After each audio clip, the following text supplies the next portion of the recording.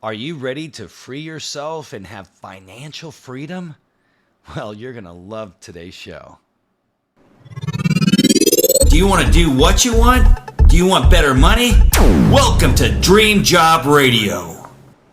Are you someone that wants to create financial freedom? Do you want to continue to be working at a specific job? Or if you own your business, have you thought about automating or doing some things that will actually free up your time? In today's show, we talk about how important it is to have free time, and it's going to be a really good show for you. My special guest is Dr. David Phelps. He's a speaker, an investor. He's the author of the book, What's Next? The Blueprint for Creating Your Freedom Lifestyle. Now, he's also a podcast host. He's the host of the podcast Dentist Freedom Blueprint. And he's the creator of Freedom Founders. Freedom Founders is a community of like-minded investors who create wealth and freedom through strategic coaching, by vetted investing deal flow and cash flow opportunities. So you're going to really like this interview. There's many times business coaches, we talk about whether we're creating a job or a business, right? Sometimes it seems like we create this business, we think, and really we just create a job.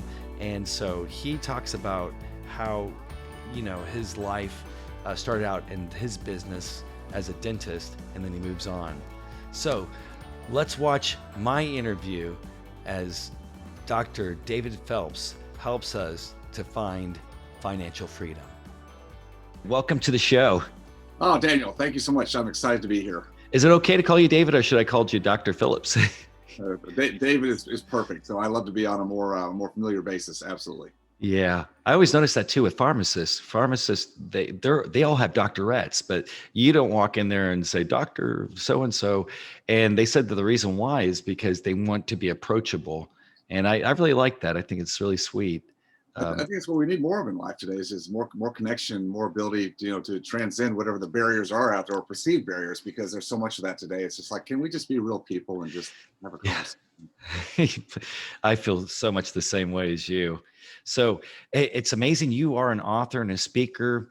You've authored several books, but you came from being a dentist, which what a great career you must have had. I mean, that it's just amazing to be in that career. But people may be wondering, how is it that you had it made as a dentist, bringing in a great salary? But what made you decide to dive into building passive income? Yeah, well, I wouldn't say I had it made. I think, let's be frank about it. We can look at a lot of people out in the world, society today, people we know or people we don't know, but are just, kind of celebrities in their own world. Not that I'm a celebrity, but people put monikers on certain people of professions, say, wow, you're well educated and things must be good, life must be great. But look, on the inside, we all have stuff and issues going on. So I think we can first, take that away and say, just because you've got a certain profession or business or whatever, you don't necessarily have it made. And what I will say is I went into dentistry, that profession, because my father was a surgeon. And so it was kind of a natural pathway, because what I saw, all I knew when I was a kid was, well, we all want some level of safety and security. I mean, that's Maslow's hierarchy. We want safety and security in our life. That's what we all want. So being educated and having a degree or license to do, in this case, in healthcare or medicine, well, that's always for generations been, well, that's well esteemed, it's well respected, should be all good. And what I realized, later on in life, and I'll get to the why I changed in a moment here, Daniel, but I realized later in life that even though that, yes, great profession, great service to people, no question about it, it really wasn't me. And I did that for 20 years, trying to take a square peg and cram it to a round hole type of situation. And I worked it really hard. I mean, I did all the things you would do, and I was a good dentist. I mean, I really was good, but it wasn't me. And so the reason I made a switch is because, number one, my only child, my daughter, when she was, she went through and survived high risk leukemia at a very young age. Well, that was turbulence in itself, right? But it's like, okay, get the wagon back on the trail again. Unfortunately, my marriage to her mother didn't survive that. And a lot of people understand that when you go through situations like that, you just don't know what you don't know. So it was no fault situation. It's just, it wasn't what it was. So that turned my life upside down there. Okay, that's not the end of it, right? I get back on track. I still get to spend some awesome time with my daughter, and she survives that. Then she has several years of breakthrough epileptic seizures. Now she's not living with me at that time. I see her on weekends, that kind of thing. But Wow. through that phase, I'm still supporting emotionally and certainly financially, and trying to be the best dad I can be. Not in the same realm, but then at age 12, she goes into end stage liver failure. So, No. yeah. So the way I work, and I'm not saying that this is the way to be, because this is some of my faults, but I go into a fix it mode. My logical brain, is always fix things first, right? I put aside my emotions. I put them aside. Just let things, build up inside, but I'll put that aside because I got to put on the front of being strong, right? I'm got to be the head of the household. So we got Jenna through the transplant, and that's another story, but I just, we got through that. But that was the time when I actually took the time to actually stop and think, because I'm at the hospital, right? I'm there. She's through the transplant, but there's weeks and weeks and weeks, and I'm back and forth from my practice. And when I'm there at the hospital, I'm very focused at the moment on, well, she's just breathing. She's breathing, right?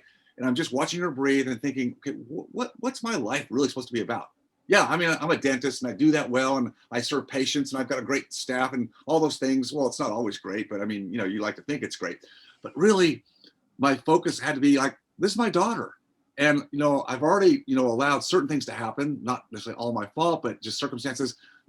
I'm co-parenting, but not in the same household. She deserves more. She needs to have a dad that can be there. So I decided to cut the ties to the practice, made a decision to sell the practice. I did so quickly. But how I was able to do that, going back to your passive income question, is that when I was in school, way back when I was still in college, even before I went to dental school, I was reading books about, how to be a better steward of your money, right? And investor. Yes. I didn't have any money. Yes. I had student loan debt, but I was always curious. I mean, you see the books behind me. This has been my life. I love to read books. And so even though I should have been studying more, in the lab sciences and things like that, I would still steal away time to read books about being an investor, and real estate just caught my attention. So I talked my dad into being my first financial partner, the financial investor in a rental property that he and I co-bought. I managed. He put up the capital while I was in dental school, and I rented. You were in middle school? No, dental. Dental school. Okay, I was going, wow. Yeah, no, not middle school. No, that. You were a genius. You were a genius when you were in middle school, and your dad gave you money to buy a house. No, okay, dental school. I don't think I could have handled it then, but I anyway. I managed that property. He and I split about $50,000 in capital gain profit after 4 years, and that was where light bulb went on. I thought, there's something about owning assets that produce income where you don't have to do all the work. You have to work on the front end and acquire it, put it together, maybe renovate it, whatever you do it. But once you've got a system and process, and I thought, there's something to this. So I kept adding to my real estate portfolio while I was starting my dental career. So I did both in tandem. Smart. Then the whole Jenna situation, started blowing things up. It's like these minds were going off. It's like, geez, Louise, what's happening? And that's really where I think it was a call to arms for me to say, okay, what do I really need to be focusing on? And so that's when I decided to sell the practice, and everything else happened to that was very organic. It was just like I finally had time and space in my life to actually reflect on my daughter, but also who am I really, and what else could I do? I didn't have a game plan in place, but it started to evolve. What's important in life, It was interesting too, is like even my journey, my grandfather was a roofer, and my brother learned roofing from him, but I was doing on location professional videotaping through my company Video Venture, and I was doing stand-up comedy. I was on the radio, the most popular radio station in Indianapolis, ZPL, but I only as a comedian, I did Bobcat Goldthwait's voice, Pee Wee Herman, back before he got in trouble. I did all kinds of, but I'm a voice guy. So I was a fragrance model for Calvin Klein, Dolce & Gabbana. Wow. And next thing I know, I took over the family roofing business. And I always tell roofers too, because I still teach roofers. I do business consulting, and I teach them that that company follows you. But it is so, your father was in the medical profession, and then you became a part of the medical profession, and yet our whole time our soul's going, but this is this is me over here. Exactly. And that's so beautiful that you acted on what your heart's desire was. But it takes an eye-opening situation that helps us to see what really matters in our life. And that, wouldn't you say that was your experience then? Yeah, absolutely. It's a hard thing for any of us to look at what we've sunk a lot of our time and maybe capital for education, years, right, to train to be this thing, wear this certain hat, and then get to a certain point and have angst over it. Look, I'm blessed because I get to work with other professional practice owners today. And I totally understand where they're coming from. Now, not all are feeling that position where there's that conflict. But it just depends. But there are some where actually their spouse will tell me, John, my husband John, who is a dentist, every Sunday evening, afternoon, he just starts like sweating bullets because he's got to go back and do that thing he's been doing. I think, don't let that happen. But again, we build up a lifestyle and responsibilities, and we think there's no way I can get out of this. I just have to be the martyr and just do it, right? And it's like, what a sad way to live our lives, because we only get one turn at this, right? Yeah, we at least as far as we know in this lifetime. So, but I see that your passion is to help people too, and I teach higher levels of law of attraction too, and so we do see that people are like so frustrated and that they have all this negative energy because of the past. But the reality, when you look back, the experiences that we gain, the knowledge that we learn through those experiences, I see them as stepping stones to build those experiences up so that we can use them to help others in the future and create that passive income that allows us to be able to be in a position to help others. But now you talked about this anti-traditional real estate investing and also the anti-traditional life. Can you tell us more about what that means? Well, I would say that anti-traditional investing, and call it whatever investing for retirement. Everybody wants to think about it. They have a retirement plan or retirement game plan, whatever. Most of that, Daniel, is done, with Wall Street. People, have a financial advisor. They may have the 401k plans or whatever, retirement plans, IRAs, or just taxable accounts. But typically it's done on Wall Street because, well, number one, it's the default mode. It's relatively easy to do. You don't have to go out and do work. You just have to have an advisor or advise yourself. So most people do it that way. And I'm not against it, but I think the anti-traditional method that I utilize, which I started, as I told you a minute ago, many, many years ago, just by reading books and deciding I want to have a little more control over my future destiny. That's all it was. Now, control also comes with time and some discipline and some habits, some things that a lot of people maybe don't want to do. But anti-traditional means, having more control. And I like investing in tangible assets. Real estate's one. Businesses. You can be an active owner in a business. You can also be a passive owner. Same thing with real estate. You can be actively involved in it if you wish. You can be passive, or you can be in between.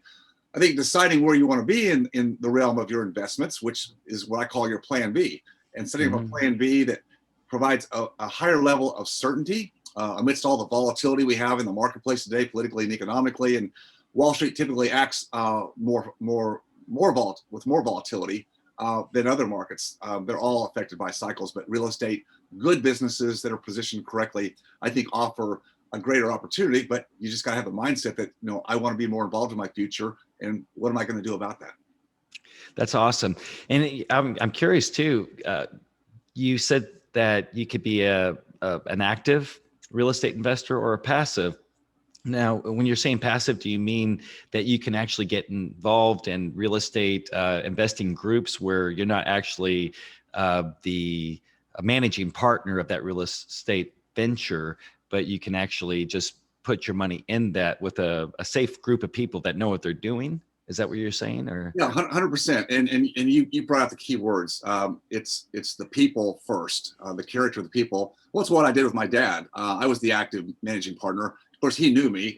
He knew where to find me if I could do it well. But that's what it was, right? So you can do that. Can do that one-off. I do what I call one-off investing in single properties today as a passive investor with a person who I already know, who I know has a good plan, program, good head. You still cut the cards because you have documents that provide for what the expectations are. That give me as the passive investor security. So if something goes awry, something happens to that person, they fall off the deep end or something, I still have a way to get to the investment. But that rarely happens. And so you're looking for opportunities with good people, which comes back to one of my freedom assets, which is relationship capital. It's not all about what we do actively in our life, which, I was a dentist, other people do what they do, but you can build through collaboration with the right people, other opportunities, the synergy of not trying to do it with other people and not trying to do it all yourself, because we're limited in scope in terms of the time we have, our ability to have enough understanding of certain different marketplaces. You can't do it all. You can't be good at all things. And I think we try to do that. Many of us try to do that, and we dilute our experiences, we dilute our opportunities, and we dilute the time that we want to spend with doing other things, like with people we care about. So collaborating, joint ventures. I use the term partnership loosely because I'm not a big fan of partnerships per se, which you don't have to do. But yes, you can invest one-on-one, or you can invest through other groups. We call them syndications, or there's even funds that invest in diversified real estate portfolios. But you got to know who's who in the world today. It's not just throw the money at the wind and someone over here says, I got a good deal. You really have to do some vetting and due diligence on the front end. So you got to be. How do you vet them though? Well, in our group, well, let me just go back and say, even without talking about the group that I do, which is what I do for high income professionals. But the vetting yourself, that's a process you have to learn. And again, I started with a very simple model, which was single family residential properties. So as I said, I've done one-off deals with a few people that I knew when I went. Well, you have to get to know them, and you have to actually spend time with them. You have to know a little something about the product in the marketplace. But with single family, it was relatively easy. Now, with syndications or funds, that's a whole level up. So today, our group, we actually do the vetting. We have a securities attorney as chief financial officer that basically do underwriting of every opportunity that I allow to come to our group, but they have to underwrite it first and really shoot bullet holes through any of the pro formas, the constructs, the premises are laid out. That's what most people don't get in life. And so they do kind of just scatter shoot their investing and kind of hope for the best. And maybe it turns out well, maybe it doesn't, but I want to cut the cards. I want to reduce the amount of risk as much as I can. Yeah, absolutely. And this is awesome though, because I haven't talked to someone that's at that level of real estate investment too. I've looked at myself getting involved in that. Now, where are you located? In Dallas. In Dallas. Okay. Yeah. Austin here. And Austin's market has just been booming, and people are like, well, what happens if the market drops out again? I'm always explaining that until California's money meets, until we hit up here that high with California or New York, because we have people from both places coming. They're pouring in. Yeah, they're pouring in right now. So you're right. You're in a locale that certainly the market has seen extreme rise in valuations, but yeah, I don't see that changing. I don't see any bubble busting yet. So, but yeah, we've done really well in some of our ventures. But what happened is that the market shoots up. So a lot of people, when you're trying to float, if you're doing, which I haven't ever went into a real estate group. I've bought businesses with partnerships before, but the hard thing was the trust factor and finding those people. Because I could take a property in Austin for like $500,000 or $600,000, drop $300,000 or $400,000 in it, and sell it for 1.4 million, 1.5 million. So that you can flip a good $200,000 to $400,000 profit within about, depending on the time frame of the project, but within about 8 months to 14 months. But the problem is floating that the $1 million payment, because by the time you have $1 million wrapped up in a project, if your payment at your house in Austin's already $3,000 a month, and now you have $1 million payment of $4,500. I mean, it's hard for a lot of entrepreneurs to swing that kind of cash without going out finding someone that would help them.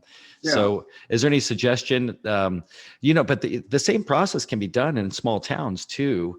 And so I know a lot of our listeners are younger, but is there any suggestion on how they can scale or, start small and scale up? Yeah, absolutely.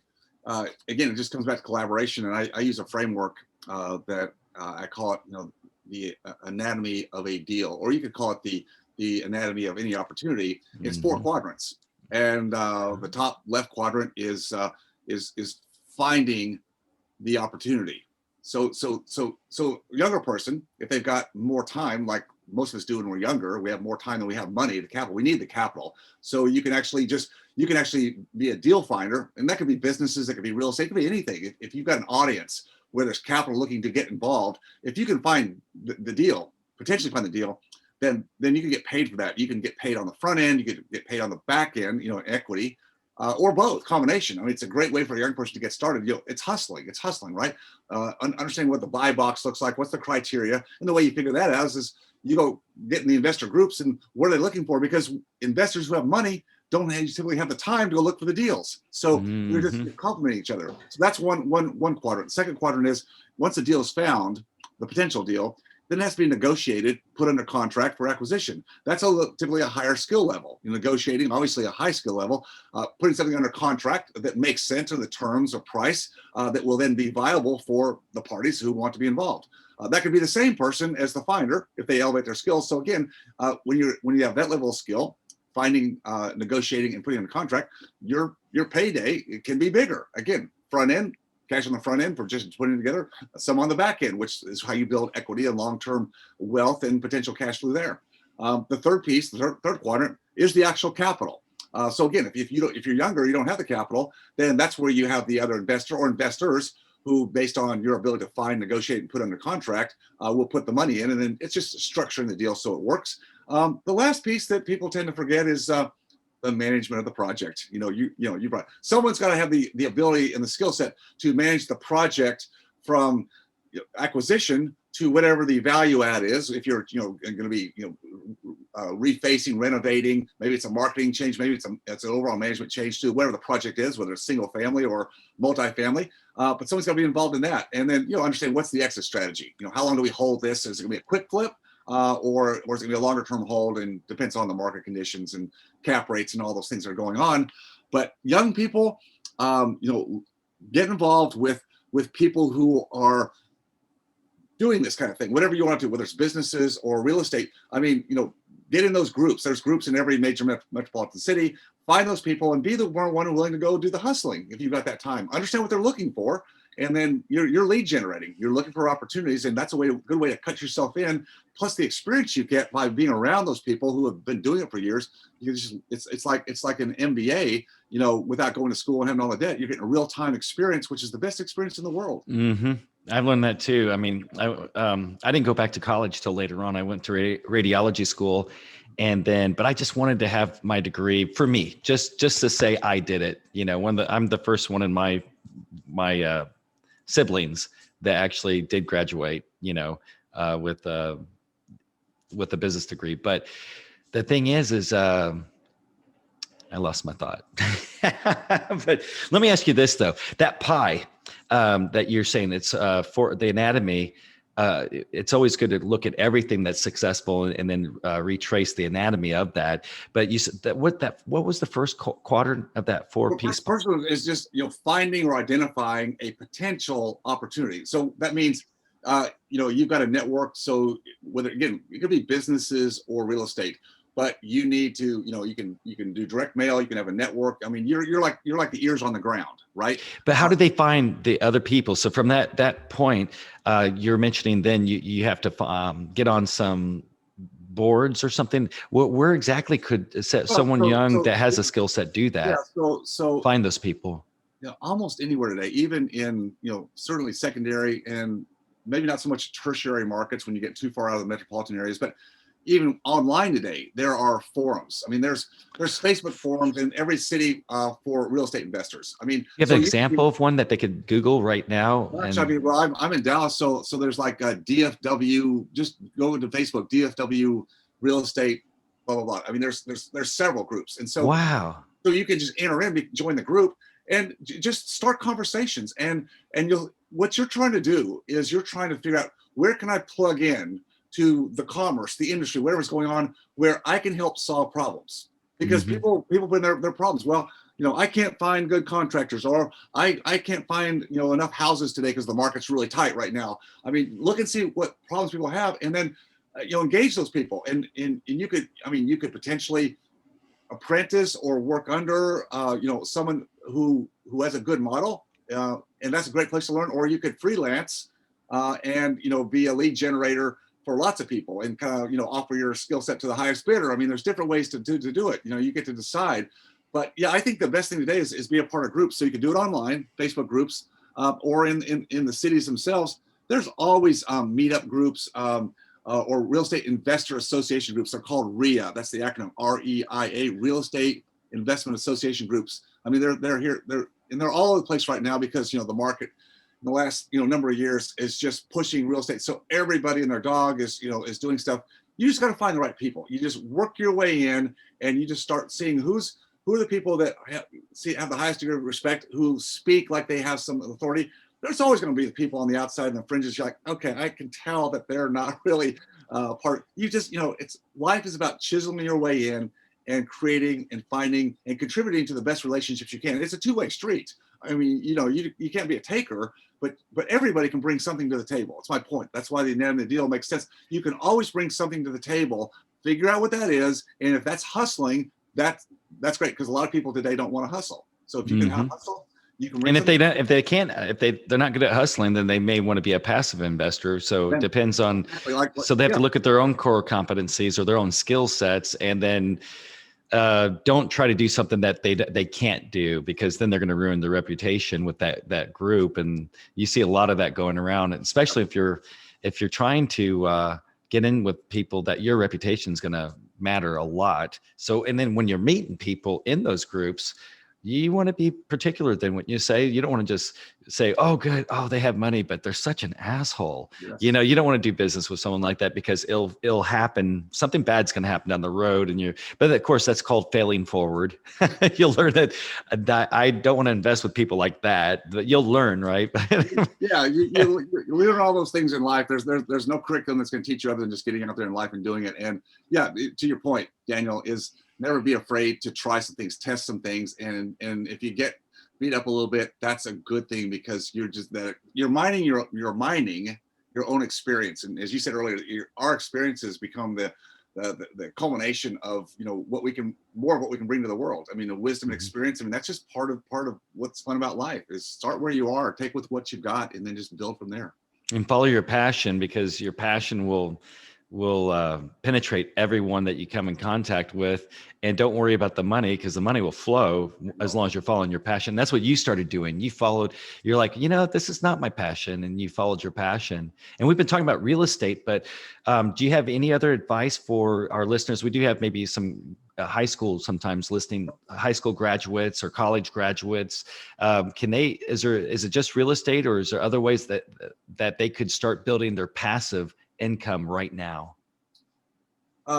Well, yeah, I mean, passive income. I wrote another book for that group, The Apprentice Model. Oh my goodness, you've written a lot of books. I've only saw 2 so far, but man, how many books have you written? That's about 4. I think we got. That's 4. awesome. Yeah. The Apprentice Model I wrote a couple years ago. Well, for one thing, I love giving back to young people. I really, if I can help young people who are interested and committed to having, a fuller life, if I can help keep them, going off the rails, because again, society tends to give directives today, that are very much, you need to do this, it's like, can we just get rid of that? So the Apprentice Model was written because I truly believe that before a young person, again, that'd be high school, getting ready to think about, next steps, whether that's college or vocational school, or maybe not. There's, like you went back to school later. If you don't know exactly what you want to do, and very few of us at a young age really know. I didn't have to, by the way, because I was doing really well financially, but it was a goal that I always had. Yeah, and it's one of those things you just want to do. So I think rather than jump right onto what society say, well, you need to go to the next steps in school and education, right time, right place for sure. But if you're not sure, the Apprentice Model was really what we were just talking about, is find other people through your network, or maybe it's your family's network, or other community leaders, whoever that are good business owners. And I mean business owners, it could be any kind of business, but entrepreneurial, I would say, and somebody who who also wants to seed in young people, go volunteer. I mean, apprentice means basically, you know, whatever wages you get are potentially going to be token.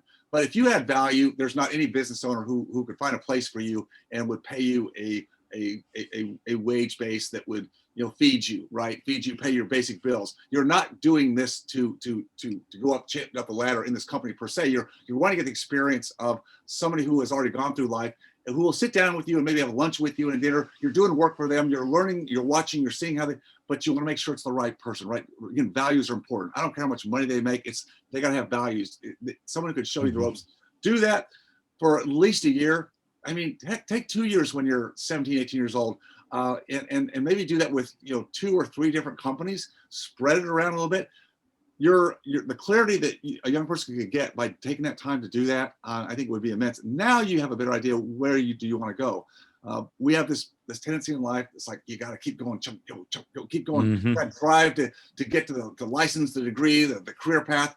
It's like slow it down, because too many people do that too quickly, and they look back in life later. Usually they have a midlife crisis and things are blowing up and they're in depression, and you know, I think a lot of that could be avoided if we just like slow it down.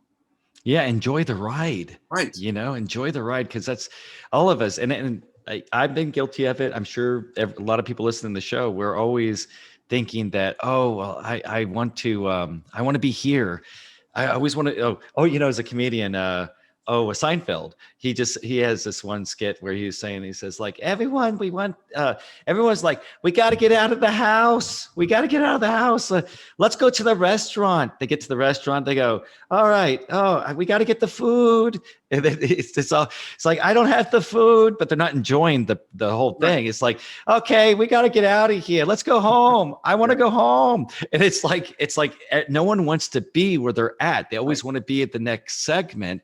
And then years later, we look back and say, why did I had so much fun. Why didn't I enjoy that more? Enjoy the ride, you know? I think it's because we're in such a hurry. And I think also, Daniel, I think the metrics for success that society kind of puts out there, it's like, you know, you got to make this kind of money, you got to live in this kind of neighborhood, you got to have this, you know, house and, you know, all that stuff. Those are poor metrics. You know, we need metrics, but those are poor metrics. And I think you're right. Is if people could just be more content and really look into their core at what really makes a fulfilled life. You know, there's a palliative care nurse from Australia, and her name's Bronnie Ware. If you Google the 5 regrets of the dying, she was a palliative care nurse who spent, you know, a lot of her years caring for people that were in hospice. What's her name again? It's Bronnie, Bronnie, Ware, Ware. Just Google that. So to think of the paper towel, Bronnie, and that you're wearing paper towels. Yeah. There's a memory hook for. Or Google 5 regrets of the dying, and her 5 regrets of the dying. Yeah, and she came up with 5 main regrets in talking to, and mostly this is from the men she spoke with right there at the end, and talking to them. And I won't spoil it; so people can look it up. But it was never about I needed a bigger house, I needed to take bigger vacations, I needed more money in the bank, I needed to do that bigger deal. It's never that. So I think if we can future pace ourselves or help other people, younger people, future pace, what does this life really look like? And that's why I say work with other people who have businesses who have been down the road and can reflect back and give some of their wisdom about slowing it down and really what's important. Yeah, you want to be significant. Yes, you want to have some kind of recognition in life. You want to be a good provider for family. Trust me, I get all that. But there's more. And how do you continually feed or seed the other elements of your life that I put in the book, which are called the 5 freedoms beyond the financial? We always strive for the financial because we got to get to that point where we can provide. But there's other pieces that people put off and they defer. I think they defer joy till that mystical someday. That when I get all this other stuff right, then I'll start enjoying life. And it's like, that's it. Yep. Too late, too long. It's gone. Sorry, you missed it. That's what happens. Yeah. As a matter of fact, like in law of attraction or high levels of law of attraction, if you don't appreciate what you have, you don't get more. It's like everyone's always wanting that next thing, but they're not taking care of what they already got. And think about it that way. If you loaned something, a car or whatever, to someone and they didn't show appreciation for it, they hand it back to you, it's all tore up or whatever.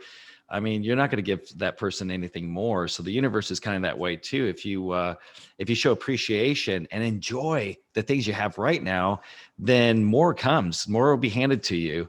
And one of the things I want to mention too is that in my book, I say kind of the same thing in 30 Careers Before 30 is that if don't go after a big corporate job, find a small business. And before you do that, do research on that. When you walk in there, talk to the business owner. You get a chance to actually talk to the guy or the girl that owns that business. And you probably, if you found them, you're probably resonating with that kind of person and the type of business, because that's what you found and you're talking to them, and you'll get a job. You can walk in, even if they don't need another employee. If you have a passion and you walk in and you say, hey, I found you, I was searching and I really appreciated that your company's core competencies are there. I love the passion you guys have for this part of the industry, and they'll be enamored by you.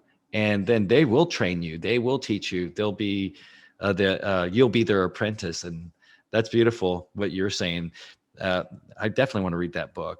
Sounds like a really good one, But okay, next question is, emphasis. We're talking about emphasis on passive income, and I love that. So creating machines that don't take over your life, but we're actually you train professionals to stop trading time for dollars. So what are some of the strategies? Well, can you tell us more about that, trading time for dollars? Because I like that. And also, what are the strategies for emerging contractors to maintain work and life balance? Yeah, so trading time for dollars, it's what we've all been trained to do typically in life and school is, you get the education so you can go get a job, or you can start a business, or you go in a career, corporate. You show up every day and you provide service in some form or fashion, and you get paid. I don't care how high an income up you are. You could be a high level brain surgeon or a high level litigation attorney who's maybe dollar per hour trade could be $1,000 or more per hour. You think that's awesome. How can it get better than that?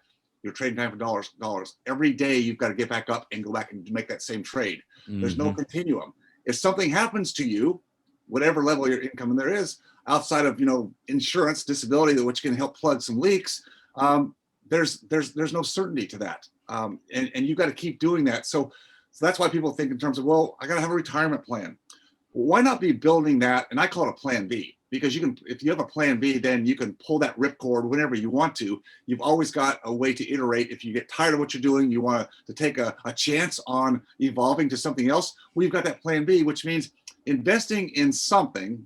It's what I like, the tangible assets, real estate, businesses, something that once you set it up, you acquire it, you or somebody's added the value to it, and somebody's managing it, which can be you if you got time. But today, I don't want to do any of that. I just want to find the right people, and I want to be passive. So I have an interest secured, documented in that particular asset is going to produce regular income. It typically has an inflation hedge because the value of it goes up with inflation. The income goes up. There may be some tax benefits, which are always helpful. That's icing on the cake to me. But there's a lot of benefits to doing that.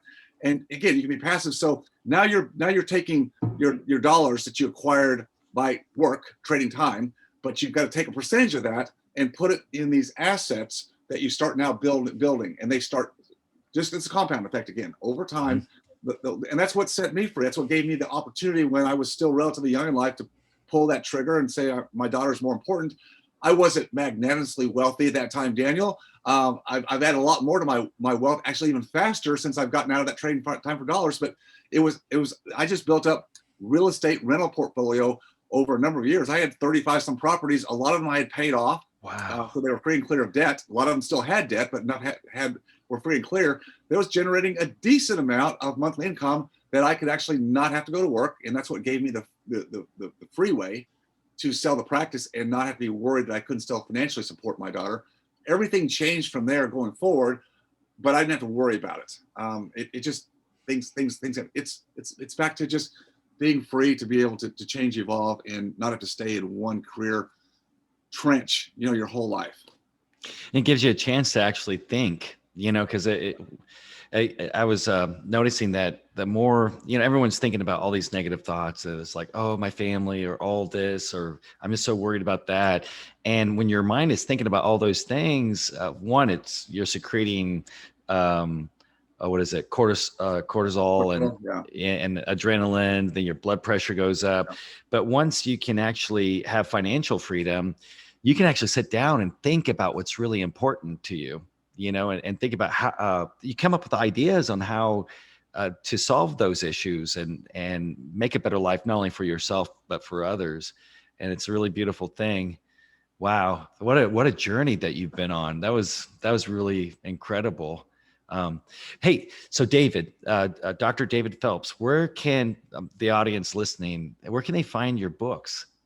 Or maybe But this specific book? yeah, yeah. All the books I have are on Amazon. Oh, wow. Yeah, you just go to Amazon and you can. And I actually even did the Audible version myself. Some people love Audible today, so I did the whole Audible version if people were ready to listen to it. But you can get Kindle, the hard copy, or the Audible, all on Amazon.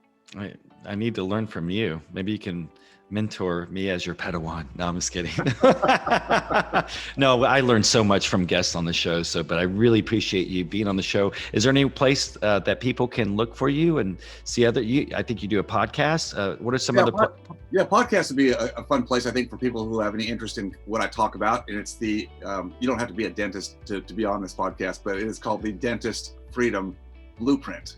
Ooh. Podcasts. So, I love it, but that's a niche down thing because it's down, but there's wide application. I have a lot of people that are non-dentists that enjoy it. So we don't talk about anything clinical. We don't even admonish people to brush or floss their teeth on that podcast. You won't be embarrassed at all. That's awesome. All right. Well, thank you so much for being on the show. I appreciate it. I had a great time with you today. So wasn't that a great interview? So Dr. David Phelps, he actually shared several things with us. One, why we should have financial freedom, how important it is to actually have that freedom so we can help, like he helped his daughter. And so maybe you are thinking about ways that you want to help out. Maybe you want to help other people, or maybe your family, or both. And it's so nice. And he also talked about that even if we don't have a lot of cash, we can still get involved by working with other trusted investors. And one of the ways we can do that is going to his website, Freedom Founders, and actually get involved with those people, and they'll mentor us and they can help us to grow into a financially free individual. So that's it for the Dream Job Radio Show. If you have not done so yet, please subscribe to the YouTube channel. And remember, at that YouTube channel, I'll teach higher levels of law of attraction. So if you need a pick-me-up or you need some positivity in your life, watch my videos, and I'm here to help you grow. We will have some more amazing guests coming up. And so I look forward to seeing you next time on the Dream Job Radio Show.